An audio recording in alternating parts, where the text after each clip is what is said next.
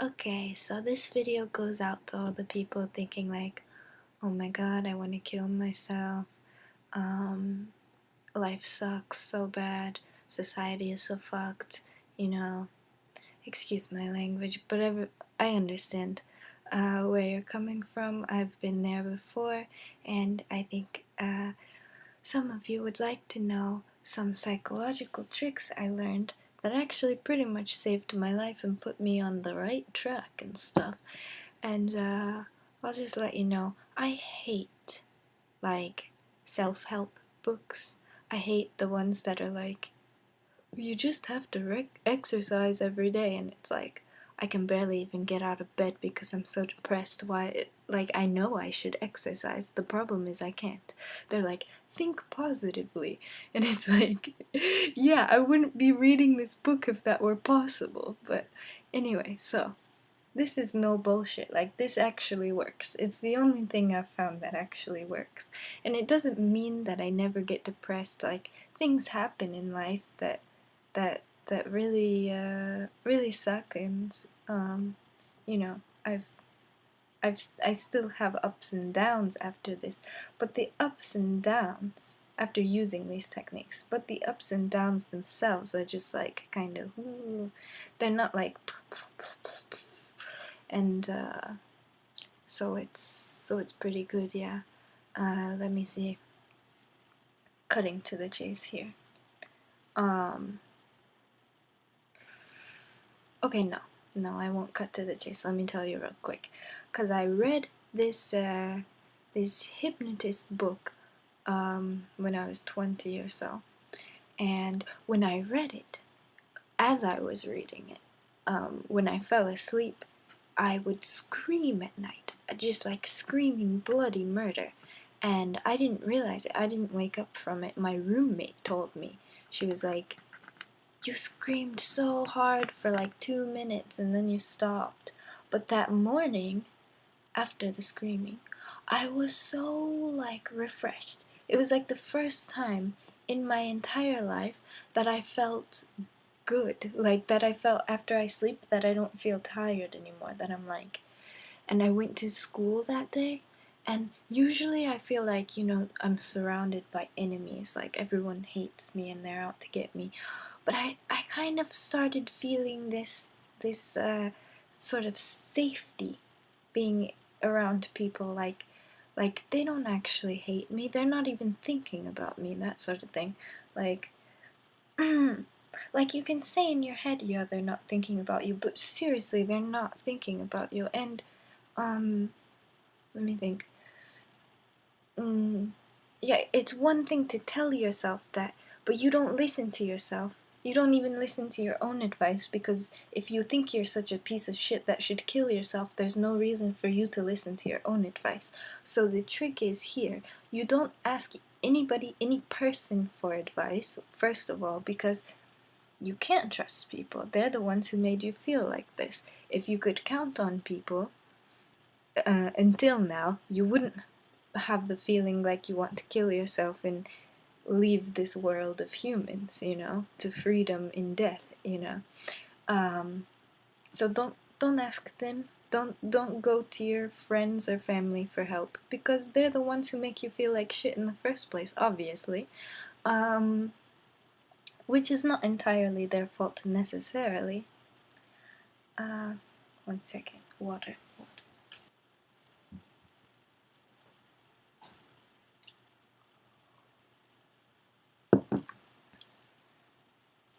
So basically, you can't trust people in your life, and you can't trust yourself because you're trying to kill yourself, right? So who do you go to? Where do you get the advice that you need? Where do you go to the answers?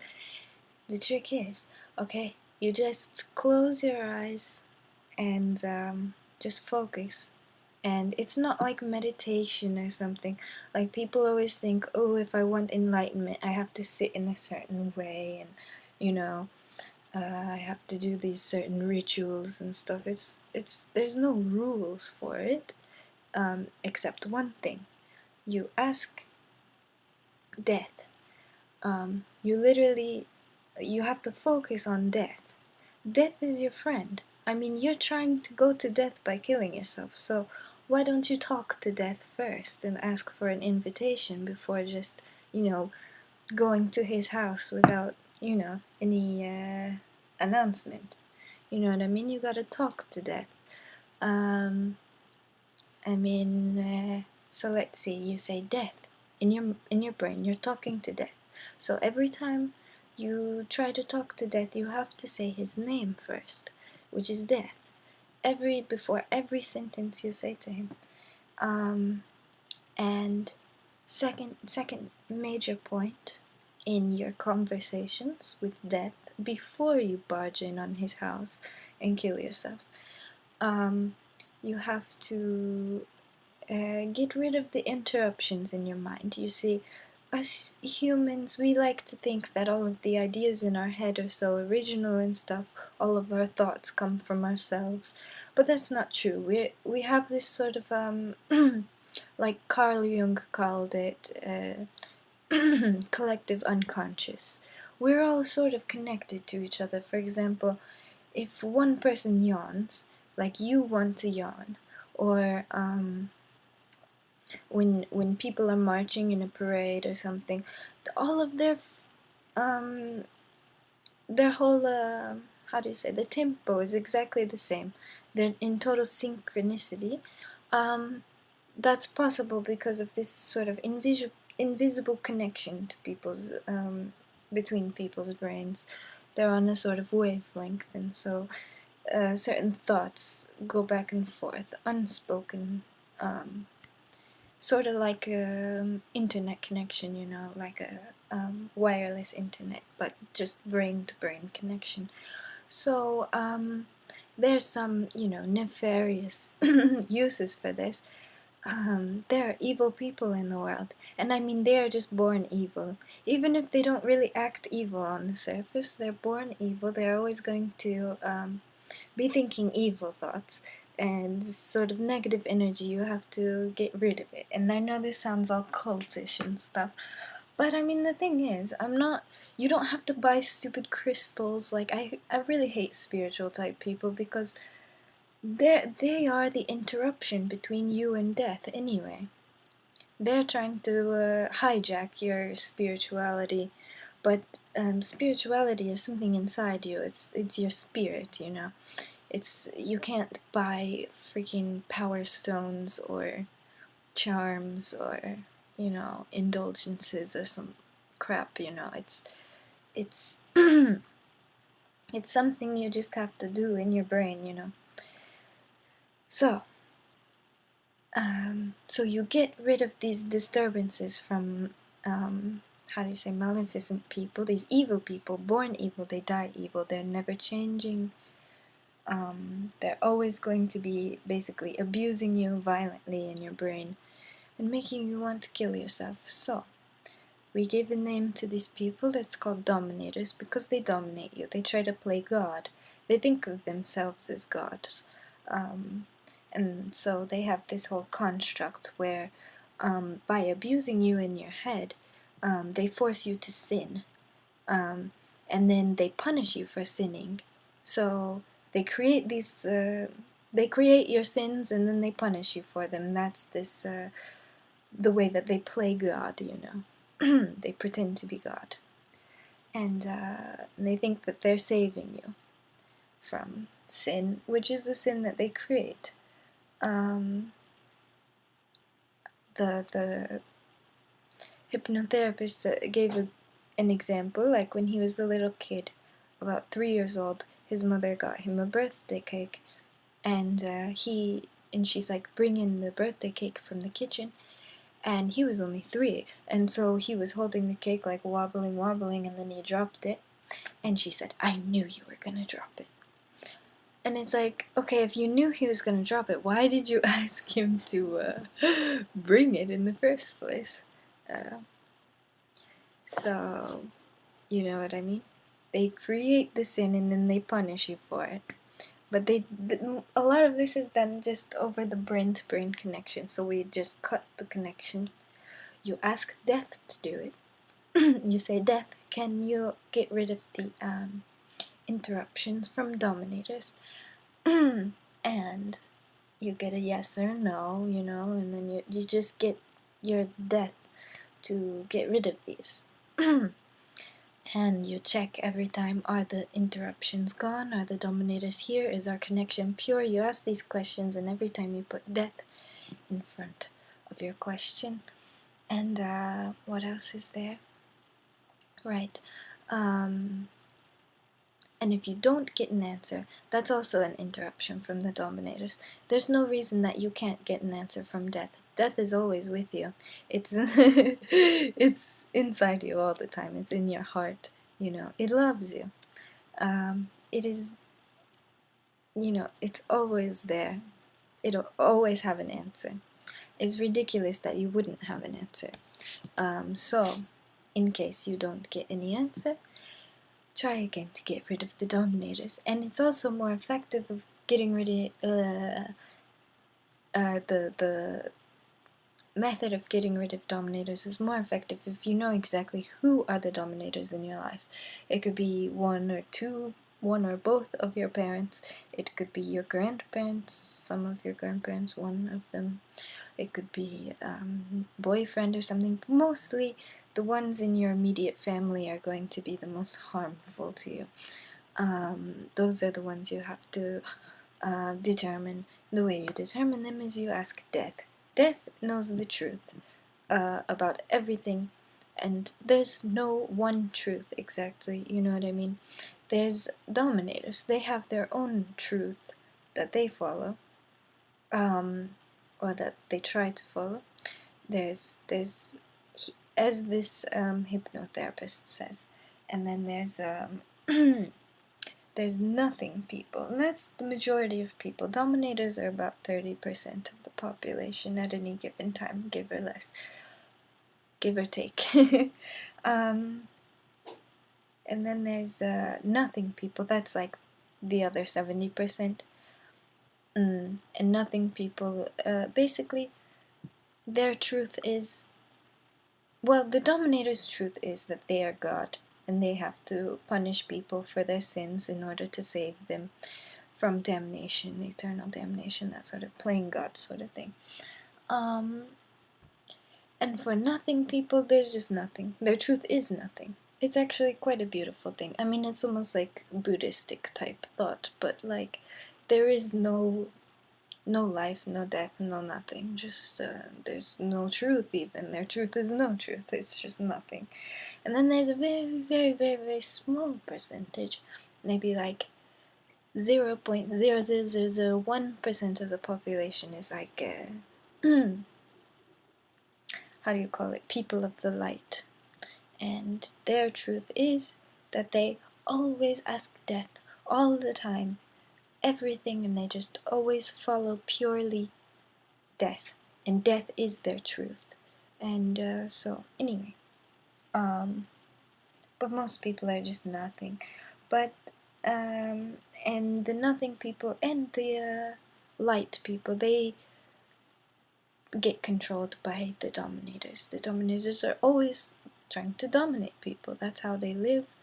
That's how they get their energies, you know. They're like vampires. They're like negative energy vampires. So basically, yeah, the first time I tried this little technique, you know, I was alone. I got in a dark, quiet space, and I was just like, death, get rid of the dominators and stuff, and death, can you help me, and all this stuff. And I was getting my answers, and I said, death, what should I do? Like, death, what can I do for myself right now? And I heard this voice in my head that said, like, kill yourself now.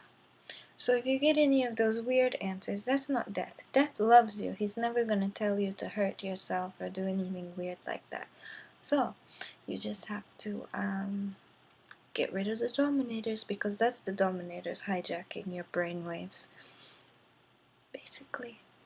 And yeah, this is a technique that I use all the time, and I always ask it questions about life, you know, stupid stuff too, just like, what should I eat right now? Should I go on a jog, you know, like little things.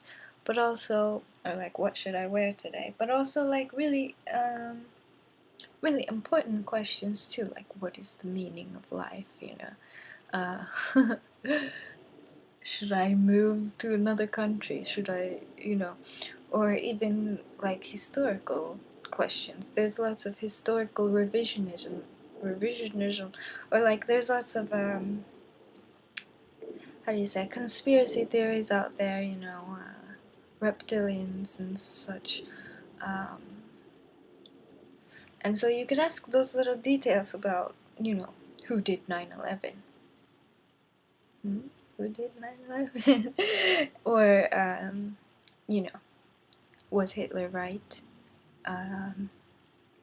Or, like, just weird stuff, And it's interesting, you get a lot of interesting answers. Did the Holocaust really happen the way we were taught? You can ask Death. Death knows everything. It's a well of knowledge. And, yeah. And ever since I started using this, I'm just like a whole new person, really. I mean, it sounds like such a weird sales thing, like when people are saying, buy these books, get these DVDs, or come to our church weird thing and stuff. But the thing is, here, this is free. I mean, there's really literally nothing you have to do except the little technique. If you don't want to do it because you think it's weird, then it's not for you. Don't do it. But I wish I knew about this when in my earlier days, because I was always like, I really wanted to kill myself. Like, I thought about it every day. I don't even think about that anymore. It's weird. I mean, I have times when I bash myself for not being as productive as I want to be, or I think, why do I look so ugly today, or some weird shit like that.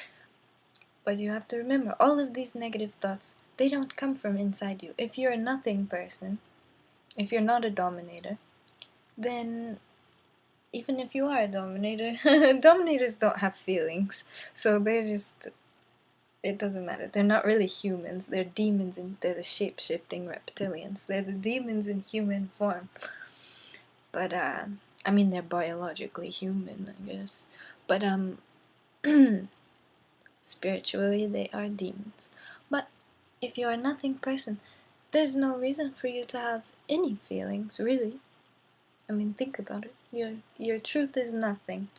So you shouldn't have any feelings, honestly. But feeling nothing is actually feeling good, because that's your natural state. So, yeah. But the way dominators control is actually interesting, because,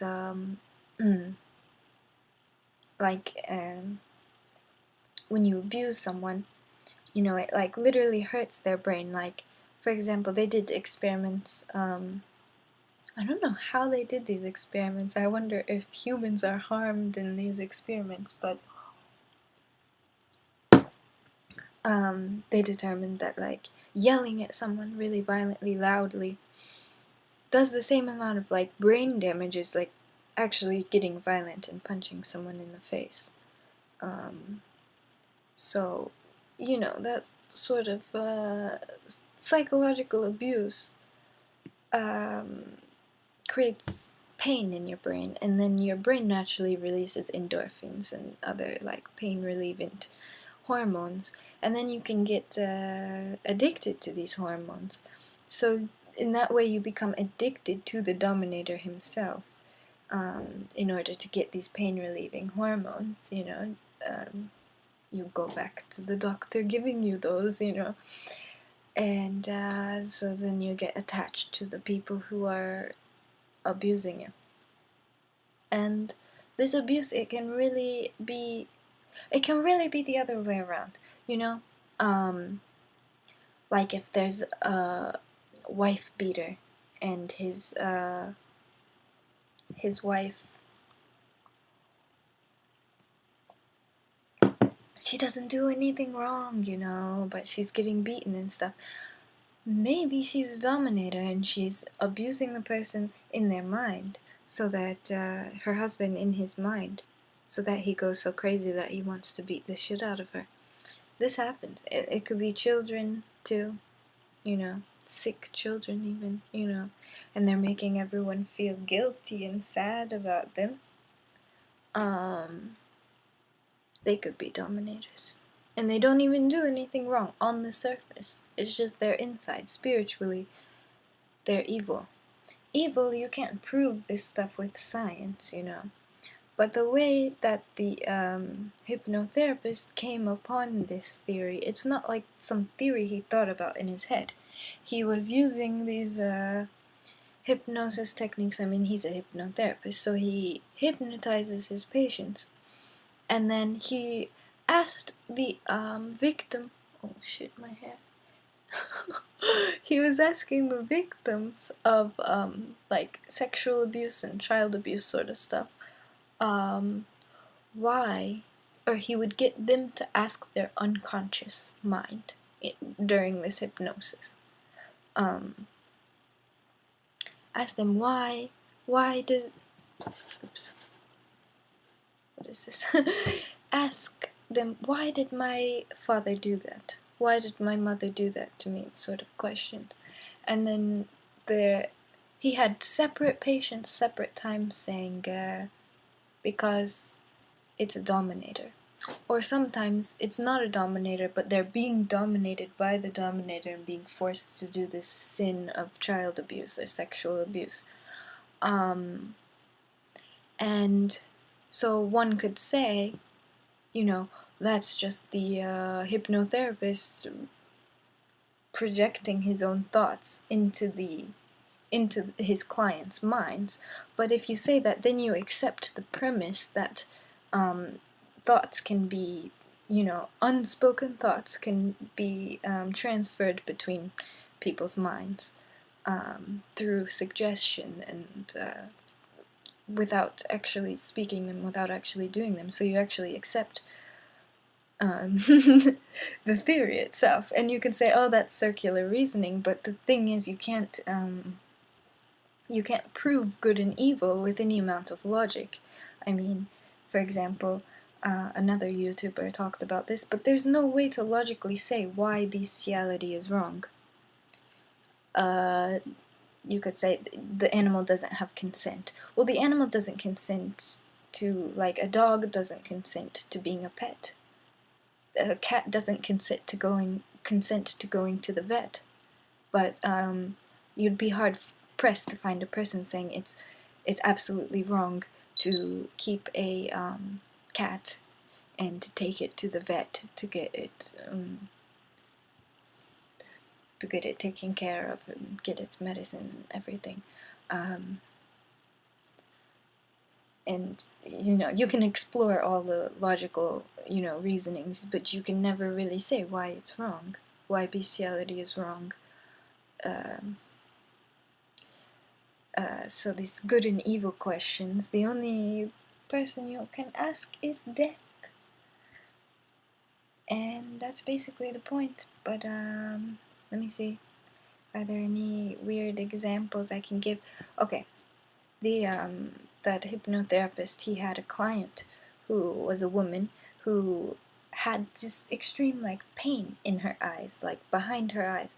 She went to all the doctors, you know, and they had different diagnoses, but none of them were really conclusive, and it was basically like this mystery pain. They just said, for the most part, it was just like, oh, it's stress. But where is the stress coming from? Like, what is this coming from? He asked, the hypnotherapist asked her husband, do you ever fantasize about hurting your wife? And he said, yeah. And he said, do you ever, no. He said, yeah. And he said he thinks about gouging out her eyes. And he has this fantasy. I guess when she's misbehaving, he doesn't want to act. He wasn't a wife beater. He was not abusive. He took good care of his wife. He was a good husband. But, you know, everyone has these weird thoughts sometimes. I mean, most people don't think about gouging out people's eyes, I guess, but I don't know, maybe you'd be surprised. Maybe that goes on a lot more than we think. So anyway, he told him, because this guy wasn't a dominator, he was being dominated by the dominators. He was a nothing person, so-called. So he said, okay, could you please stop fantasizing about gouging your wife's eyes out? And he didn't tell the wife that they had this conversation. I mean, if he did, I think he'd be a bad marriage counselor, because she'd be like, what the fuck? But anyway, so they didn't, that was secret to the wife. And so the next session or whatever, he asked the wife, so how's your eyes? Like, do you still have the eye pain? And she's like, it's gone, I don't know what happened, it's totally, gone. So yeah, that's just more proof, I guess. It's just anecdotal proof of this sort of brain-to-brain connection. There's one more interesting thing. Let's see, how long is this? Maybe I'll break this up into different sections. One more interesting thing. Okay, they had these experiments with ants. In an ant colony, they determined that for every 100 ants, 20 of them are really hard workers, and they do basically all the work that's necessary in the colony. 60% or 60 of the ants they just kind of pretend to be busy, but they don't really accomplish that much. They're not totally productive. And then the other 20%, 20 ants, they don't do anything. I mean, they're really like almost comatose. They're just sitting around doing nothing all day. And so they're like, okay, let's build a super colony. Let's take the 20 productive ants from 5 different colonies, put them together, and what happened? Well, the ones who used to be productive, 80% of them stopped. So it was the same exact social construct.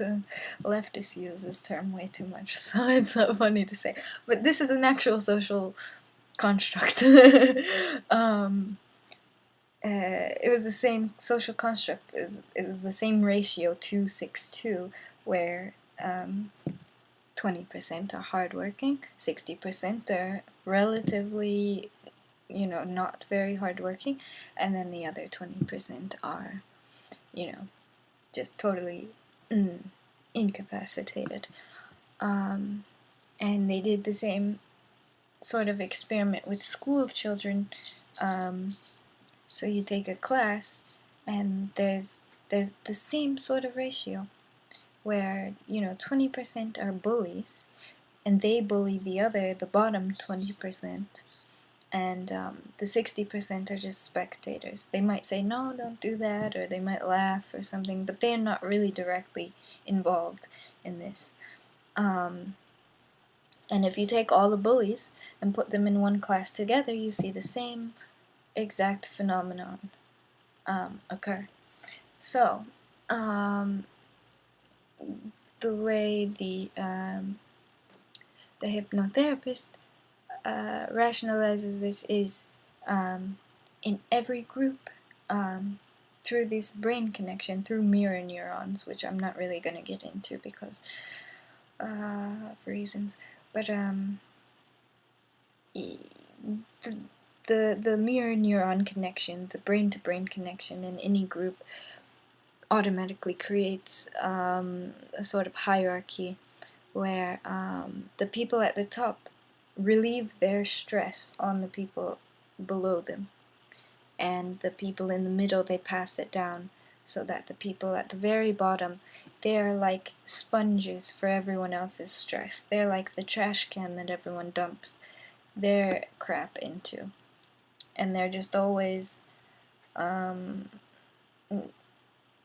getting sicker in the brain and weak, and they're at the bottom rungs of society. And you can find that in any sort of group, and it's multi-dimensional.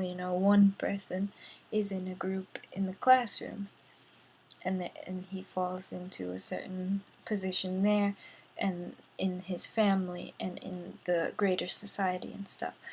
But the thing is here, basically it all stems from the family, as you can probably surmise on your own. If you are in the bottom rungs of your family construct, then every time you go into a group, you will automatically fall to the bottom of that group, and vice versa, or same with the people at the top or in the middle. They usually, in any group they go into, they fall into the same sort of position, unless they use, some sort of, miracles happen. People can change their status sometimes, but the majority of people never change anything. They go on being spat upon their whole lives, or they go on being popular and loved and respected and successful and all this stuff throughout their life. You get some success stories from rags to riches, from whatever, sometimes, or a very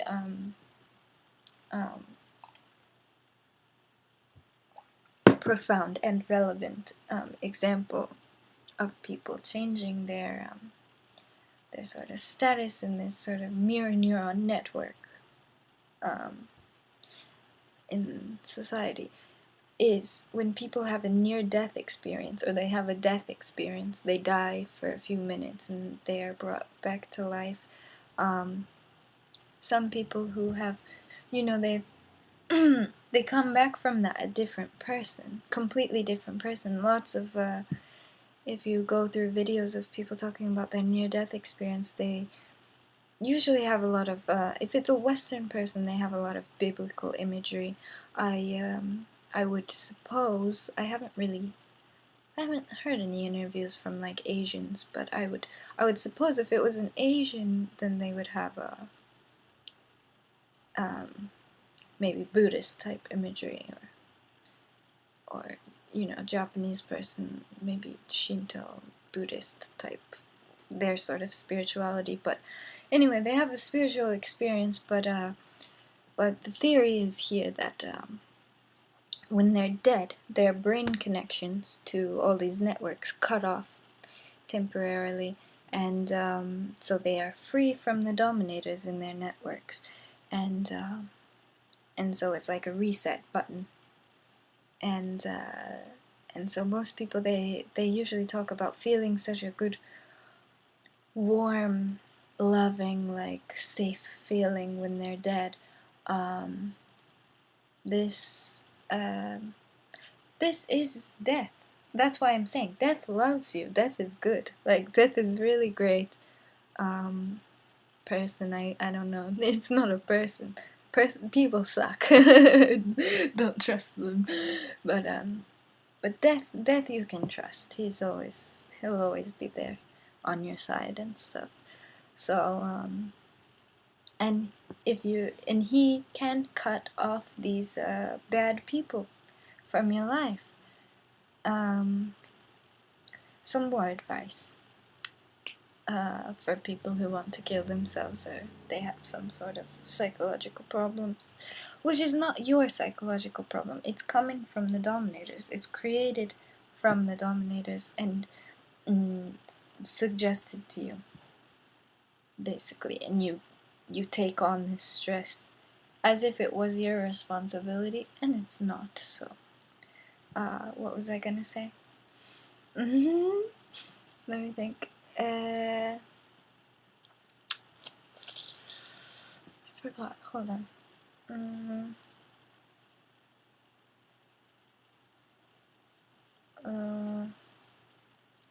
Oh, right. Yeah, it's not just the spiritual stuff. I mean, there's biological causes for mental disorders, of course. And even if you're not, pathological or whatever, you just have some life problems and stuff. A good diet will always help. And yeah, it's hard to stick to a diet when you're having problems, but just the best advice, the best diet advice: stay away from wheat products, because there's lots of reasons for this. You can look them up on your own. Wheat products, dairy products, they really fog your mind, the dairy and the wheat. But the dairy, what's it? Pepto, what's it called? Pepto, some sort of opioid in the milk. I mean, milk has milk is for babies. So it has a addictive quality to it, because the mother wants the baby to eat more. The baby has to eat to grow a lot. So it has an addictive quality to get the child, to eat regularly. And it also has a sedative, a sleep-inducing, or different sleep-inducing substances. So because babies need to sleep to grow, but adults don't need this. So there's really no reason for adults to be partaking in these sort of dairy products. Wheat, dairy, coffee is also bad. There's lots of things in that'll it makes you prone to anger, to frustration. Chocolate, especially chocolate, coffee, wheat, and milk. If you cut those from your diet, you should be feeling a lot more clear-headed, and it's easier to talk to death if you have a clear head. So, and also jogging. Jogging is good. If you're a man, I would suggest also weightlifting, light weightlifting, not the heavy-duty stuff, take it slow, I guess, but weightlifting, ab exercises. Women, I wouldn't really recommend too much of the heavy sports, but just cleaning cleaning enough. If you really clean, you really do, if you're diligent about it and you really keep the floors all right and everything, then that's usually enough. But with jogging, because if you get the oxygen flowing to your head, I mean, there's nobody who can argue that exercise is bad for your mental health. It's very good for your mental health. And there's also another psychological trick that I use sometimes still, not as much as talking to death, because that's just the number one thing you could possibly do in your life. There's one, because yeah, people suck, kind of. They have their problems, even if they're not. I mean, I don't really include dominators in my definition of human. They're not human. They're reptilian shapeshifters. No, but they're like evil. They're not really humans. I don't think of them as humans. But and neither should you. Because they just pretend to have emotions to control and dominate people. But anyway, so what was I gonna say? Shit. Let me think. Oh yeah, the other technique that you can use. There's two of them actually, I want to say. One is you think of everyone else as your teacher. You and not just saying, okay, yeah, I respect people. I'll live by respecting people. Sorry. Excuse me. But it's like people have no respect these days. It's really bad. I mean, I'm sorry, if you look at any, scripture of any sort of religion, well, I don't know about Judaism and Islam, I kind of despise those religions. Islam not as bad as Judaism, but I probably shouldn't say that on this video because I'll get more views of this and I don't want to get in trouble. But, Christianity, Buddhism, Hinduism, or they, if you have any sort of apocalypse literature, it's always talking about people don't have respect for each other, the families break apart, that sort of thing. I really think, it seems like the end of the world is coming. I don't think I'll see it in my lifetime, but an end of the world can be a metaphorical expression, but it's true, people really don't have respect for each other. I mean, look at all the internet comments out there, people just digging at each other without a reason, it's one thing if you want to make a point, anyway, but respect is very crucial in rewiring your brain, so that you can, just be a more productive person, acquire more skills and stuff. And if you don't have respect, you can't, it really affects your learning abilities. So, the technique, which I'm taking quite a while to get around to, you just choose a person, any person in the world, any person in your life, in your immediate environment, anyone. It could really be anyone. And you just say in your head, that person is amazing. Tom is amazing. Wow, Tom is really amazing. And you just keep repeating this every time you feel any sort of negative feeling, any sort of frustration. Just Tom is amazing. You don't have to really mean it.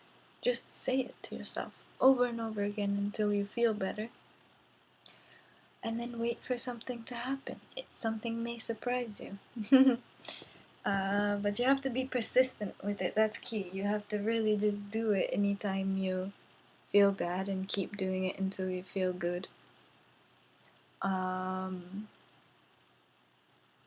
let me think, what else? What was the other one? Oh yeah, there's one like real mode. And so when you're dealing with people and they're making you feel like shit, just say in your mind, just scream it in your mind, real mode, and then you can say how you really feel, which that can be bad. You can lose friends, you can you can lose your job, but if you lose your friends or you lose your job, then good riddance, but there's no, you shouldn't fear. I know it sounds like bad advice, like I have 3 kids, how can I lose my job, I'm gonna die. But there's people exaggerate things. The threat is more powerful than the actual bad thing you're fearing. If you try to go run away from your fears, it just exacerbates them, and then you end up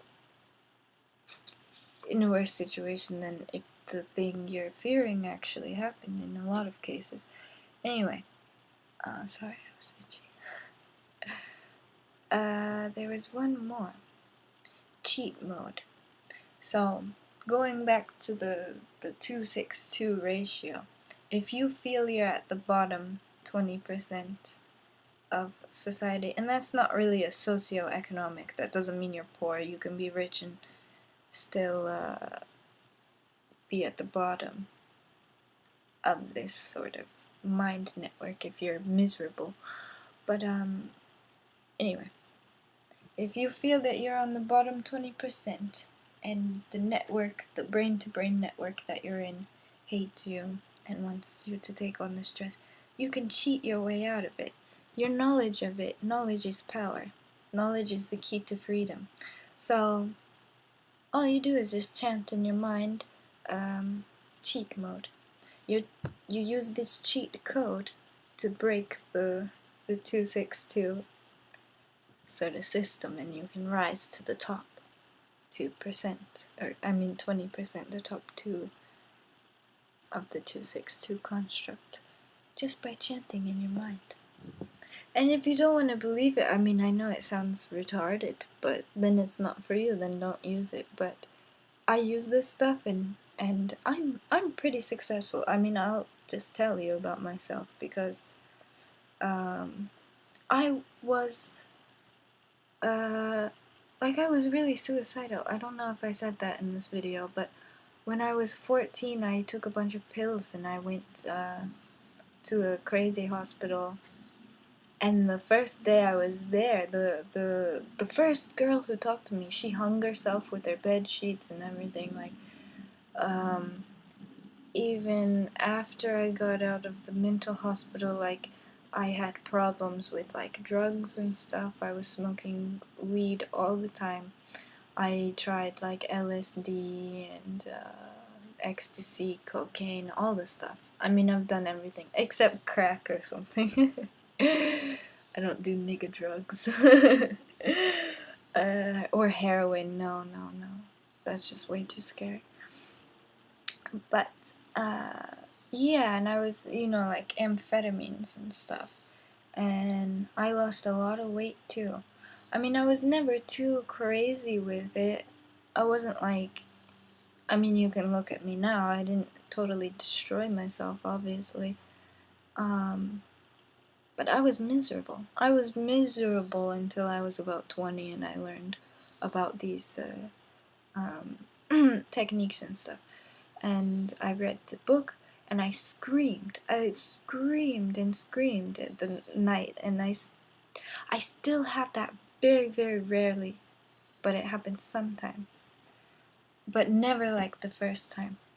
But the hypnotherapist dude said it was the traumatic memories that were defragmented in my brain. The emotional and the situational memory comes together in my unconscious while I'm sleeping, and it like processes, the trauma processes. So, trauma is what you can't remember. That's why it's trauma. You know what I mean?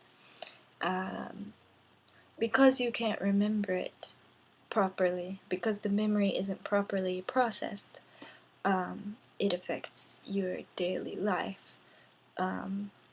And so it makes you too shy, or nervous, or bulimic, or you want to drink too much alcohol and stuff.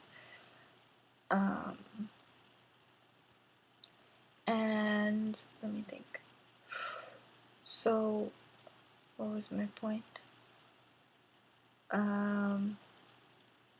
Oh yeah, my life was total shit. Yeah, and then I learned this stuff, and just using it. After I started using it, I translated 2 books that are like 400 pages each. By the time I was 22, I've traveled, I've traveled all over Europe and stuff, and I'm, fluent in Japanese, German.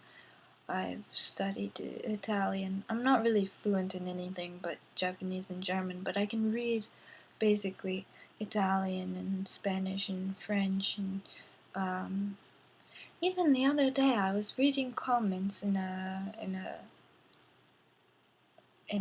Danish video that had subtitles, English subtitles. But I could read some of the comments, so I can read some Danish and Swedish. Because like before I could not study because my mind was just so full of fog, and just I was always distracted extremely. That was the dominators distracting me though. I was always embarrassed about studying in public. It was a weird thing, but I remembered after using these techniques and stuff, my mother used to really like insult me for studying. You'd think it's crazy. A mother would want her kid to study. When I was 12 years old or something, I was studying Italian, and I had this like dual language book, and I was, reading on the couch, and she comes up, "Oh, you think you're such fancy pants, don't you? You think you're so smart." And she'd do that seriously every time I tried to play piano, and she would just turn on the TV right in front of me and say, "You're too loud." And it was like she tried to do it every time I was studying. She really insulted me, and I mean, you'd think a mother would want her kid to be studying Italian on their own, but she would come up and say, and so I didn't remember that though. If anyone asked me about my mother before, I would say, "Oh, she's the nicest woman, blah blah blah. She was great. I love my mom, blah." But cause I just had these memories, I didn't remember any of it. But actually, when I was trying to kill myself, I drank all these, or I took all these medicines, and I was in a like, half unconscious state. And the doctor at the hospital asked me like, "Do you think about suicide?" And I was like, "Yeah." And he was like, "Why do you want to kill yourself?" And I pointed at my mother, because she brought me there, and my father. I pointed at her and I said, it's her fault. She makes me do it. She makes me want to do it. And yeah, I mean, I was right. She's a dominator. It's okay though, whatever. I don't care. See, that's the thing. I mean, dominators will try to say like, "Oh, you're dwelling on your past, get over it, blah blah blah." And it's like, I really don't care anymore. It's because I don't care anymore that I can properly remember it. If it was still bothering me, if I was still dwelling on it unconsciously in my mind, then I would still have the same problems that I used to have when I was 14, and I'd probably be dead right now, because if I had those problems still, I would be suicidal still.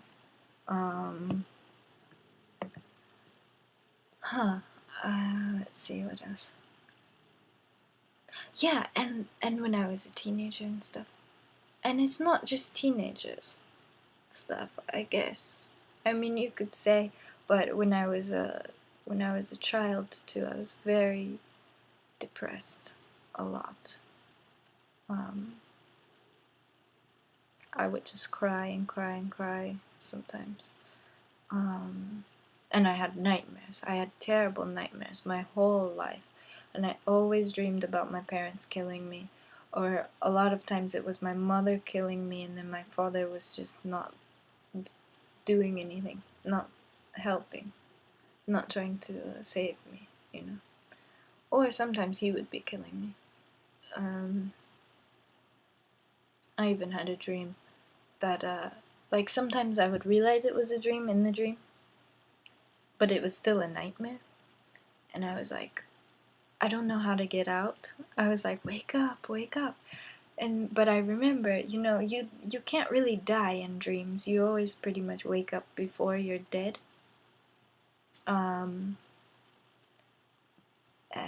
So I killed myself in my dream to escape the dream. And it's scary because right before you do it, how did I kill myself? Oh yeah, there were like these gangsta blacks, and I was just like, hey motherfucker, yeah, fuck you. And then they shot me, and then I woke up. Suicide by nigga thugs. But let's see. Yeah, so I would have nightmares constantly, and I really couldn't sleep. Like, even as a child, I would sleep for like 5 hours a day or less, and just terrible nightmares all the time. But I don't really have that anymore at all. Like, sometimes I'll be giggling in my sleep. I'll wake up laughing. It's kind of creepy. But I'm a really happy person. Not all the time, you know. I'm mostly just chill. But, you know, stuff happens that makes me not chill.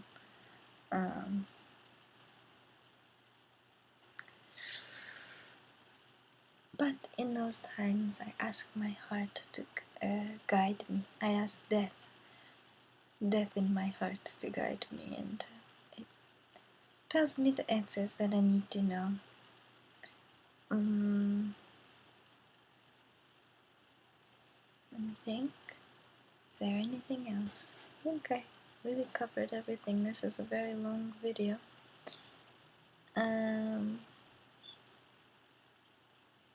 Oh no, but I also said, like, it makes the dominators really make you ugly though. Like, they make you not want to take care of yourself. Like, you feel so bad about yourself that you can't even look in the mirror, and you don't want to. It's like you don't want to cook nice food for yourself, too, because you're like, I don't deserve, you know, nice things, but you also think you don't deserve a nice appearance, or you don't even notice it because you're just so depressed that you're like, you don't even notice if you're getting fatter, you know. I've never really gotten fat though, but but like, you'll cut your hair short if you're a girl and wear weird clothes. But now that I'm a healthy brain because I'm talking to death and having a good diet and stuff, look at me now. I mean, I'm not like a supermodel, but I try to look fresh. That was not the case. I mean, anyone who knows me before knows that that was really not the case before. I looked like a freak, trust me. But you know, this society is really more and more dominated. I think different eras, different times, it fluctuates, the amount of dominator control, the amount of, you know, control that evil people have over the world. It's pretty much at peak levels right now, I have to say. I mean, it's the same thing with child abuse. Even if your parents take care of your material needs, they can psychologically abuse you to the point that you want to kill yourself. So it's really not so cut and dry. In the same way, look at all the Western countries. Most people are wealthy, and even the poverty-stricken, as we see it. There are people who are homeless and they have like nothing. I'm not saying these people don't exist, but even within our below the poverty line type thing, the majority of them, they have televisions, microwaves, ovens, air conditioning. Not all of them, but I'm saying the majority of people under the poverty line in Western countries or Japan especially,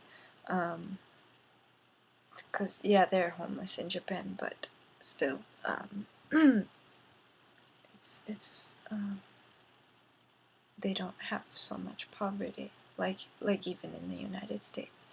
They have all of these things that 100 years ago people didn't have. But are we happier than the people 100 years ago? I don't think so.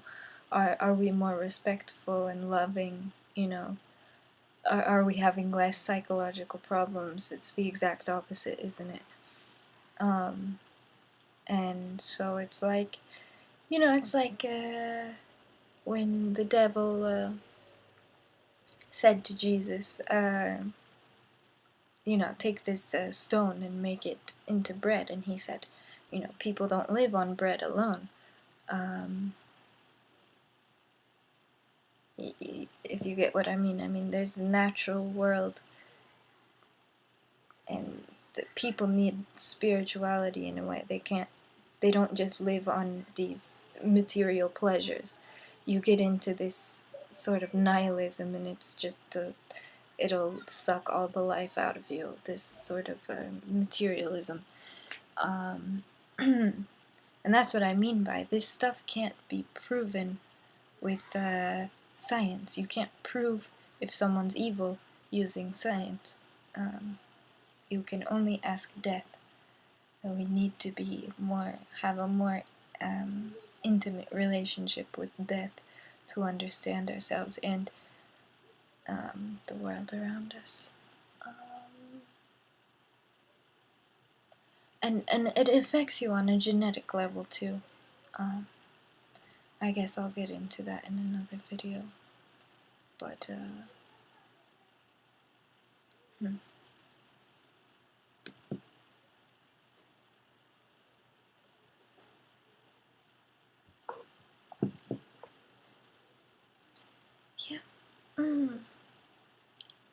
So